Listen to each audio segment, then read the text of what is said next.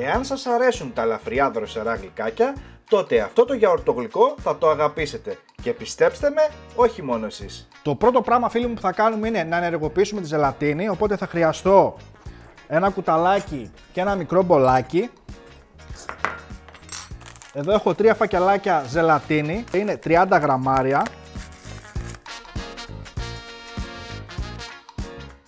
Και τώρα θα ρίξω 200 γραμμάρια νερό. Αυτό το κάνουμε για να ενεργοποιήσουμε τη ζελατίνη.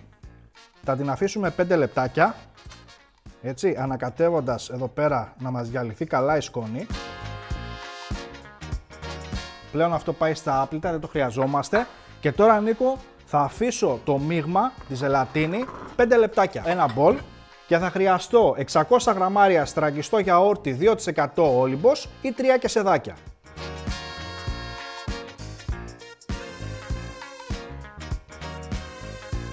Θα ρίξω 400 γραμμάρια ζαχαρόχο, το οποίο είναι ένα κουτάκι. Τώρα θα χρειαστώ ένα σύρμα. Νίκο, μέχρι εδώ σου φάνηκε εύκολο? Πολύ, πάρα πολύ. Πάρα πολύ εύκολο, έτσι. Κάνω και εγώ, αλήθεια. Ωραία. Οπότε τώρα ανακατεύουμε πάρα πολύ καλά, να ενσωματωθούν τα υλικά μας. Είναι ένα ωραίο δροσερό γλυκάκι. Ειδικά τώρα το καλοκαίρι ενθουσιάζει τους πάντες. Το τρίτο υλικό είναι η ζελατίνη μας που έχουμε αφήσει ώστε να φουσκώσει. Και θα την αεραιώσουμε σε μπεν μαρί. Οπότε θα βάλω λίγο νεράκι στο μπρίκι. Με το που έχει πάρει μια βράση το νερό, τοποθετούμε το μπολάκι με τη ζελατίνη και σιγά σιγά θα δούμε ότι θα ξεκινήσει να ρευστοποιείται. Θα χρειαστώ ένα ραβδομπλέντερ, οπότε μπλεντάρω και το ρίχνω σιγά σιγά.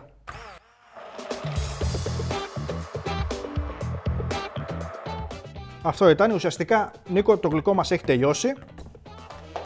Τώρα θα το βάλουμε στη φόρμα. Έχω μια φόρμα 12x28. Θα σας δείξω ένα tips, έτσι, για να μην μας κολλήσει το γλυκό στη φόρμα. Τι κάνουμε? Εδώ έχω λίγο νεράκι και με ένα πινελάκι θα κάνουμε μια επάλυψη στα τυχώματα και στον πάτο.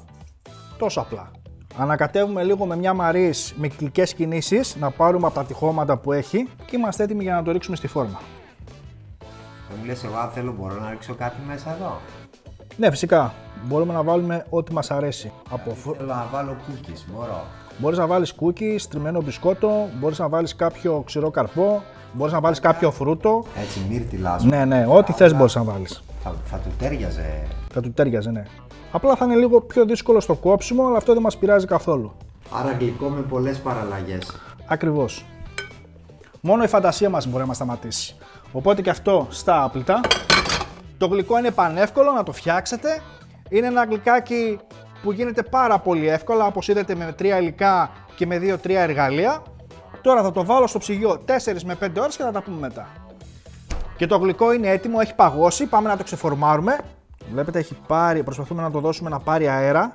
Πάμε να το γερίσουμε τούμπα στην πιατέλα. Και για να το απογειώσουμε θα βάλουμε λίγο γλυκό του κουταλιού βύσσινο.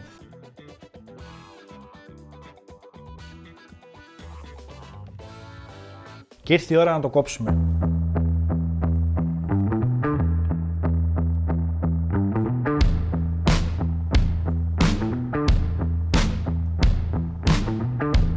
Θα γαρνίρω με λίγο έξτρα γλυκό του κουταλιού.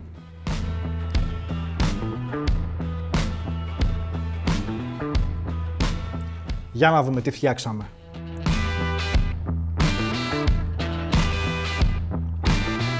Είναι δροσερό, ταιριάζει απόλυτα με το γλυκό του κουταλιού. Είναι απλά εκπληκτικό, να το φτιάξετε και να μου πείτε εντυπώσεις. Άλλο ένα βίντεο, φίλοι μου, έχει τελειώσει. Κάντε ένα like και μια κοινοποίηση, γιατί έτσι μας βοηθάτε να συνεχίσουμε. Μέχρι το επόμενο βίντεο, να περνάτε καλά. Γεια σας.